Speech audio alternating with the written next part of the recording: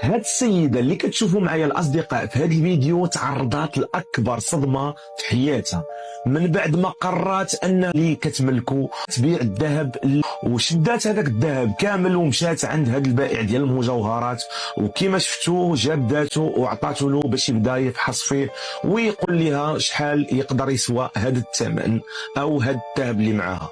من بعد مدة طويلة وهي مزوجة بالزوج ديالها، هاد الذهب هو اللي بقى في النصيب ديالها من بعد ما كان هداه ليها الزوج ديالها.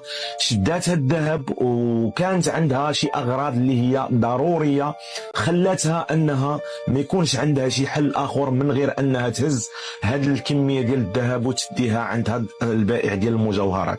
الصدمه الكبيره فين غتكون الاصدقاء هي ملي غادي يخبرها هاد البائع بان هاد الكميه ديال الذهب اللي معاها كامله مزوره، وهنا فين كانت الصدمه قويه عليها بزاف وما قدراتش انها تحملها وغادي تغمى عليها في البلاصه. وكما غادي تشوفوا معايا غادي يجي هذا البائع ديال المجوهرات هو والمساعد ديالو وغادي يبداو يقدموا له المساعده.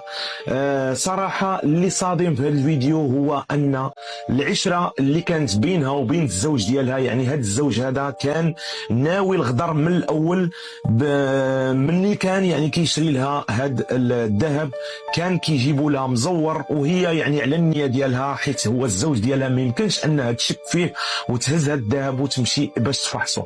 لذلك الاخوان الثقه راها ما بقاتش واخا بين الازواج، وهذا هو الدليل على هذا الموضوع هذا. الاصدقاء كنتمنى يكون عجبكم هذا الفيديو وتخليونا تعاليق. وفي الأخير لا تنسى ذكر الله